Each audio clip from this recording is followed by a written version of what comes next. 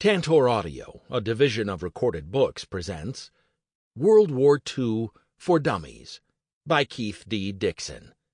Narrated by Jonathan Yen. Introduction. The Most Destructive War. The Second World War, 1939 to 1945, was the most destructive event in history. It was total war, covering the entire globe, and the nations that fought it employed every available resource, harnessing both technology and people to one purpose. The farmer and factory worker became just as important to the war effort as the soldier in the field. Aerial attack allowed cities and civilians to become legitimate targets of war. Because of its destructiveness and global scale, the human and material cost of the war were almost immeasurable. The war ended with the development of two new technologies that heavily influenced the course of the post-war world: atomic power and the ballistic missile. Mass murder of non-combatants and prisoners of war occurred. Tens of thousands of defenseless Russians, Poles, and Chinese died at the hands of their enemies. A state-run genocide killed 12 million people, including 6 million Jews. The war also cost millions of lives, resulting from battle as well as non-battle deaths. The Soviet Union lost 28 million people. Germany, nearly 5 million people. Japan lost about 5 million people. China, about 10 million. Great Britain and the Commonwealth lost nearly 500,000 people. France and Italy both lost over 400,000 combat deaths. The United States, Czechoslovakia, and Yugoslavia each suffered 290,000 combat deaths. Poland, Hungary, Belgium, the Netherlands, Norway, Bulgaria, Romania, and the Philippines suffered significant military and civilian losses as well. The physical destruction of most of the continent of Europe and several Asian nations left an indelible mark. Undoubtedly, the war has cast a long shadow over recent history. The way that nations form strategy, wage war, make peace, and negotiate treaties is still shaped by the memories and lessons of the Second World War. For better or worse, a new world emerged from the ashes of the old, and we live in the shadow of this most terrible and destructive war. The world has been sensitized to the dangers of ethnic hatred and its accompanying acts of organized killing. The ever-changing nature of United States-Chinese relations has its roots in the conditions in China after the war. The creation of Israel by the world community was a direct result of the Jewish Holocaust. The need for collective defense in the form of alliances like the North Atlantic Treaty Organization, NATO, became the primary guarantor of peace in Europe. The United Nations was created to correct the failure of the League of Nations to oversee international norms of behavior. Traditional enemies became partners against a greater threat, and the role of government expanded to meet the burden of greater defense requirements.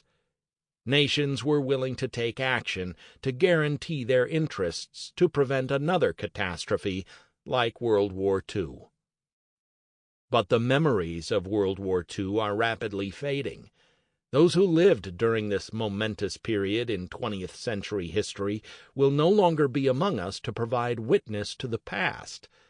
The National World War II Monument and local memorials, along with such films as Saving Private Ryan, will preserve some understanding of the virtue and sacrifice of the soldiers and civilians who ensured the survival of freedom in the world. The preservation of freedom in World War II became the ultimate weapon in the victory over tyranny in the Cold War. The end of the Cold War itself may be considered the final act in the drama initiated in the Second World War. The people of the Allied nations, through great sacrifice, guaranteed that freedom would be preserved in the face of forces that threatened the existence of civilization. This protection is undoubtedly their greatest bequest to the modern world. Like all great stories, World War II has its unforgettable villains and heroes. Things are clearly drawn in terms of good and evil. And though often tragic, the story of World War II is nevertheless dynamic, colorful, and exciting.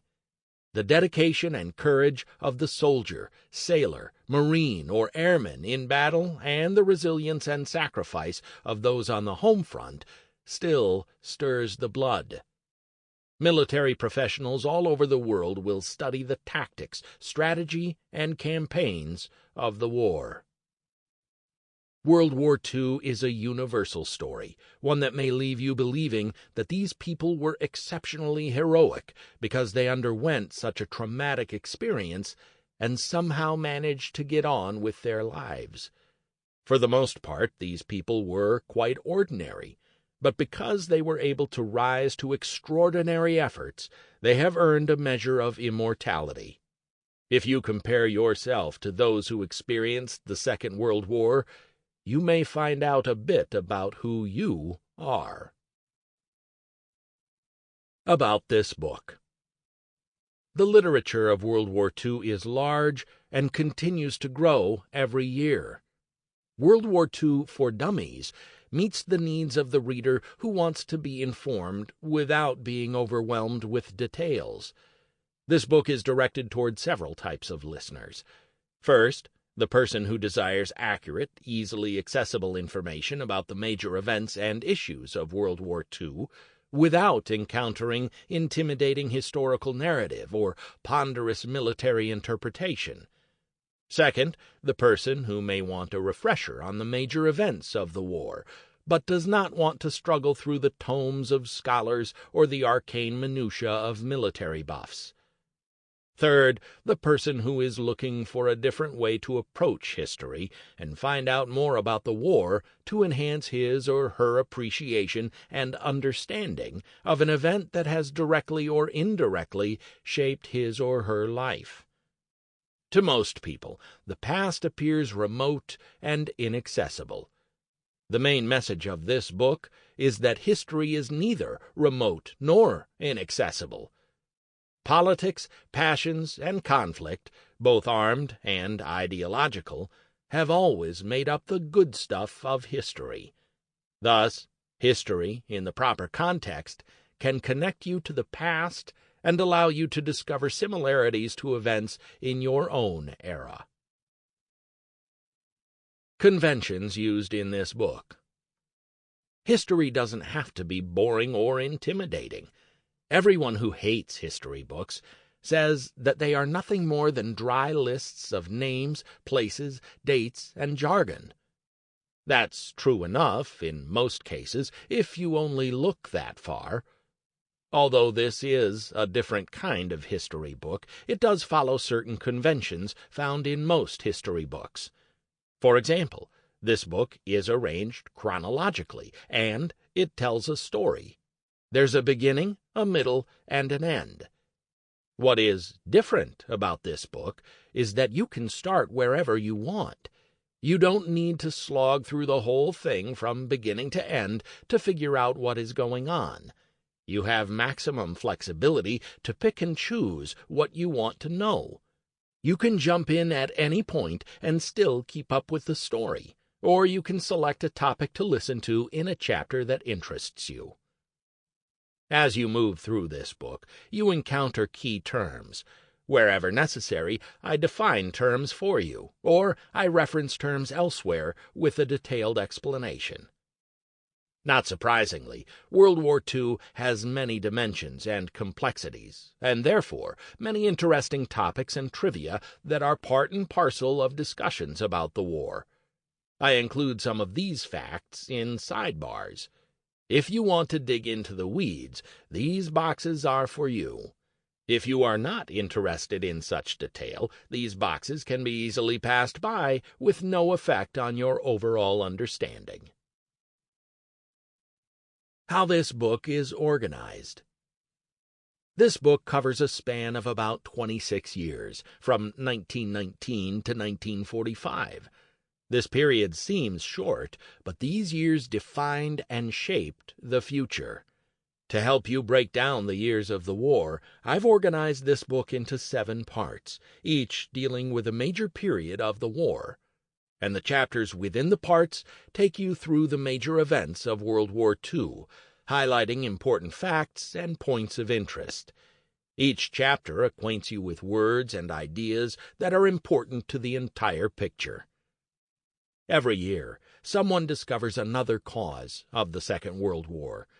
Interpretations abound and continue to grow in breadth and imagination. However creative these interpretations may be, almost everyone agrees on several salient points related to the causes of the war. This book focuses on these basic causes. Part 1. Origins and Causes of the War, 1919 to 1939. This part takes you from the peace settlement that ended World War I to the opening of the war in Europe, Germany's invasion of Poland. You can examine the time between the wars to get an overview of world events that led to the rise of totalitarian dictators who threatened peace in Europe and in Asia. You also examine the role the United States and the Soviet Union played during this period. This part tells you about the series of tensions, crises, and decisions that eventually led to the outbreak of the Second World War. The chapters introduce you to the leaders and the various political systems that existed at this time, as well as the foreign policies of the major states. You get acquainted with the interests and ambitions, and mistakes, that drove the key events that finally led nations to war. You can take a look at the strategies and military preparedness of the nations involved to help understand why and where the war began. Part 2. Starting the War. The Axis Invades and Conquers, 1939 to 1942. This part looks at the stunning victories of the Axis powers, Germany, Japan, and Italy, and how they nearly won the war in one rapid blow. You can see how Germany was able to defeat its enemies and dominate the European continent so quickly, leaving a weakened Great Britain as the last remaining opponent. Japan, at war with China since 1937, became the dominant power in Asia. You can also examine Japanese strategy and the reasons for Japan's surprise attacks against Great Britain and the United States in the Pacific. This part also explains why and how Germany initiated its own surprise attack on the Soviet Union and then declared war on the United States. These chapters give you details about the most important campaigns in Europe: Poland, Norway, France, and the Battle of Britain. In addition, you find descriptions of Japanese operations in China and the attacks on Pearl Harbor, Singapore, the Philippines, and Wake Island in 1941 to 1942. You also find out about the first year of the greatest land war in history, the invasion of the Soviet Union. Part 3. Behind Enemy Lines. Nations at War. This part addresses the contributions of the people who did not carry a weapon on the front lines, but played a role that was just as important in waging war. All the resources of the nations were put to task to sustain the war effort. Because their contributions were so critical to victory, they also became targets of bombers seeking to destroy both industrial production capability and the morale of the citizens. Although each nation at war had to accomplish the same goals to conduct total war, each nation approached the total mobilization of its resources quite differently.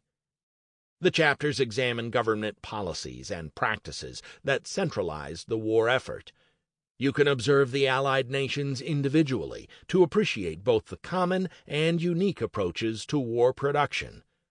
On the Axis side, I address the story of German and Japanese slave labor efforts, as well as the attempts to overcome shortages and limitations. Even as the war progressed, changes occurred in the societies engaged in war. You can find out how these changes affected the future of women and other people in these societies. Part 4. Planning and Launching the Allied Counterattack, 1942 to 1943. This part looks at the strange bedfellows created by the war, especially among the Allies. At first, America and Great Britain formed an uneasy alliance. These democracies had to find common cause with Joseph Stalin's communist dictatorship. Basic and all-important strategic decisions had to be made, and scarce critical military resources had to be properly allocated to fight wars in Asia and in Europe. You also see how the Allies cooperated to strike several blows at the Axis during these critical years. These hits include the all-important battles of Guadalcanal, the Coral Sea, and Midway in the Pacific, the North African and Italian campaigns, and the epic defense of Stalingrad in Europe. These chapters examine the numerous options the Allies had in conducting the war and how important the survival of the Soviet Union was to eventual victory. You can look at the Allied campaigns and key battles against the Axis in 1942 and why these victories spelled eventual defeat for the enemy. You can also get the lowdown on the Axis leaders' key mistakes, which helped seal their fate. The last chapter again provides you with an overall strategic assessment for 1942. Part 5. The Long Haul, 1944. This part is an overview of the brutal and bitter campaigns to recapture territory occupied by the Axis. In the Pacific, this meant jungle fighting and amphibious assaults on heavily fortified islands. In Europe, this meant a cross-channel invasion of the continent and a simultaneous struggle against tough German defenses in Italy. The Russo-German War reached a climax, and the Germans were driven out of the Soviet Union. Italy was knocked out of the war and surrendered to the Allies. Hitler's final offensive in the West began in 1944, even as the Eastern Front crumbled. While stationed in the Pacific, the Allies pushed the Japanese even closer to their home defenses. The Allies took other actions against the Japanese in faraway places like the Aleutian Islands and Burma.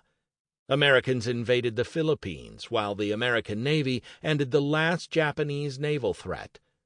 Although any hope of victory was fading, Germany and Japan continued to fight on, even as their homelands were subjected to increasingly destructive bombing raids against their cities and industries. These chapters provide overviews of the strategy that led to the campaigns in the Pacific and in Europe, and they also examine the more famous battles of the Bulge, Kursk, Leyte, the Philippine Sea, and Leyte Gulf, as well as the terrible battles of Tarawa, Saipan, and Peleliu. The last chapter looks again at the Allied leaders in conference and at how the strategic picture looked from the point of view of each nation involved in the war. Part 6. Starting Over. The War's After Effects, 1945. This part outlines the last months of fighting that destroyed the Third Reich and the Japanese Empire. The giant hammer blows of the Allied armies against the last of the German defenses left Germany devastated and its leader dead in the rubble of Berlin. American and Soviet troops met at the Elbe River, and Americans mourned the loss of their own commander-in-chief. Soviet armies drove deep into Eastern Europe, while American and British forces advanced into Czechoslovakia and Austria. By May, the war was over, and victory in Europe was declared. The war against Japan appeared to be never-ending. Some of the greatest and costliest battles of the war were fought at Okinawa and Iwo Jima. Despite the mounting odds against them, the Japanese refused to surrender. The plans were set for the invasion of the Japanese main islands. This most devastating war ended with the employment of the most devastating weapon ever developed. The atomic bombs that fell on 2 Japanese cities finally brought the war to an end and opened an uncertain new era in world history. Part 7. The Part of Tens.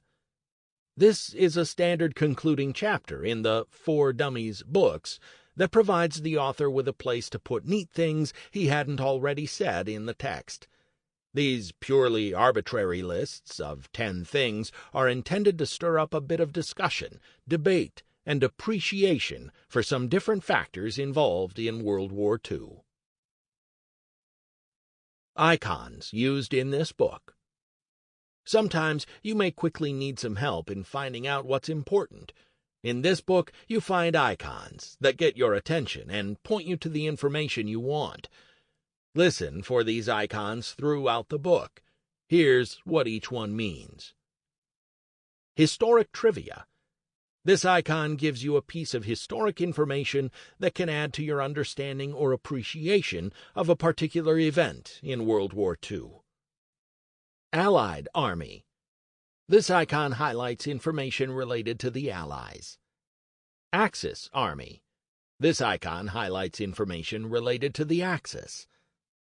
Remember, this icon points out especially important information that you need to keep in mind as subsequent events unfold. Military strategy.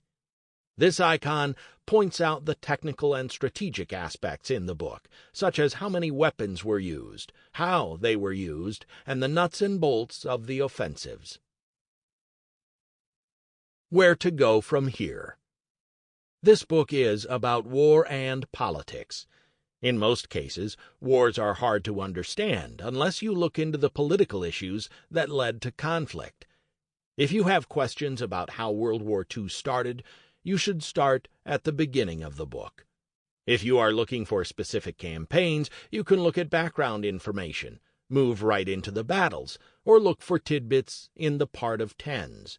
You can even skip around, switching from one part of the globe to another, and come back to other parts of the story later on. Any way you choose to go, you can find what you need to fill in the gaps. Part 1. Origins and Causes of the War, 1919 to 1939. In this part, wars just don't happen by themselves. They come about as a result of a complex relationship of events, conditions, ideas, and passions. In this part, you find out what the world was like during this period and how the world moved into yet another world war in just 20 years. You see how the aftermath of World War I created conditions and problems that led to the rise of totalitarian dictatorships bent on revenge and domination, and ended hopes for peace. You also get an idea of how democracies failed to provide solutions to complex social and economic problems, and you have a chance for examining the kinds of solutions some nations turn to. The results led to the rise of aggressive dictators who threatened the peace and sought revenge for wrongs both real and imagined. Chapter 1. World War II. Why it matters, and what you need to know. In this chapter, what led to the war, the major players, the battlegrounds, a very brief chronology. World War II is over. It's been over since August 1945. Good guys won, bad guys lost. What else do you need to know? First, you need to know that nothing, and especially not war, is ever that simple.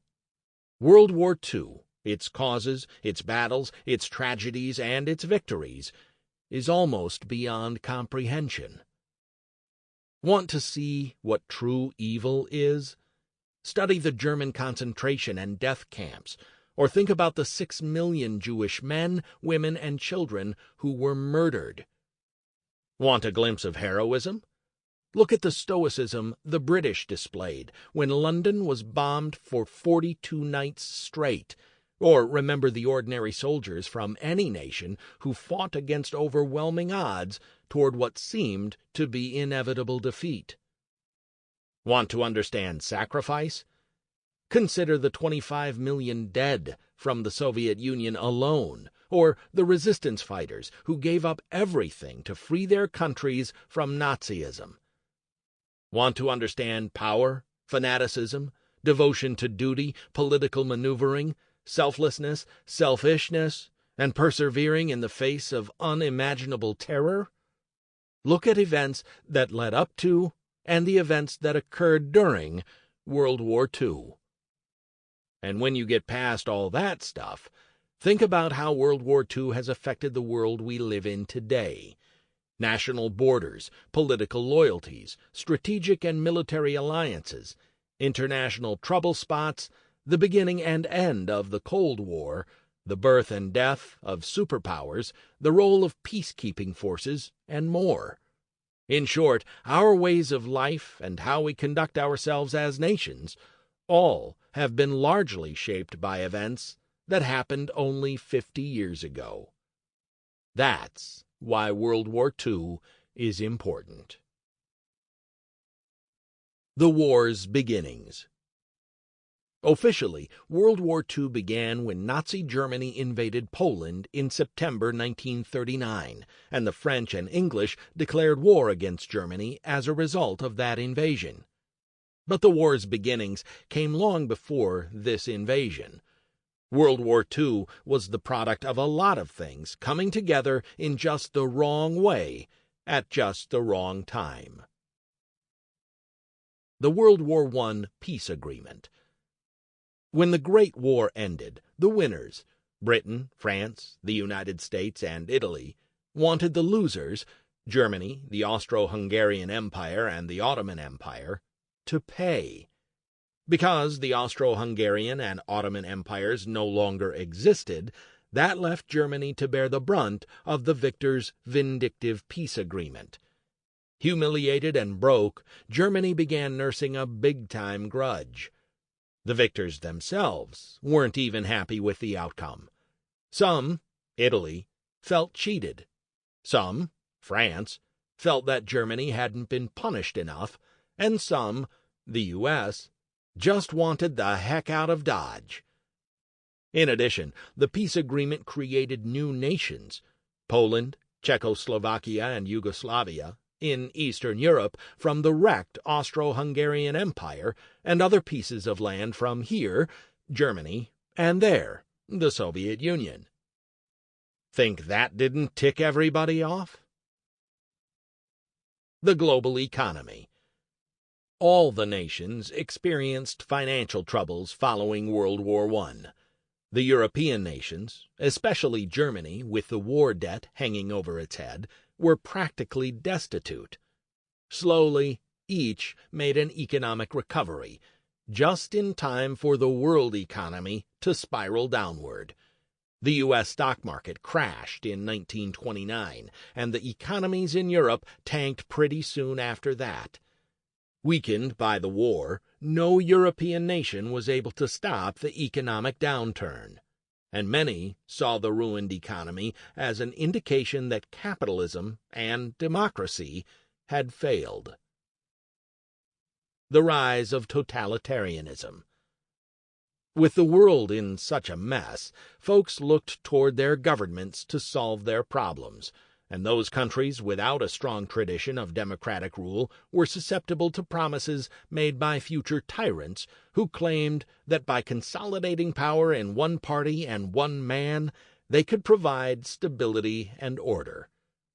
As a result, in Germany specifically, and in Italy earlier, the fledgling democracies gave way to dictatorships and eventual totalitarian rule. That is, all aspects of life are controlled by the dictator. In Italy, this dictator was Benito Mussolini. In Germany, it was Adolf Hitler. The birth of fascism and Nazism. Fascism is a political ideology in which the state is exalted above all else. All effort and resources are committed to glorifying the state. Individual freedom doesn't exist. There is only the freedom to serve the state. Fascists believe that... Sample complete. Ready to continue?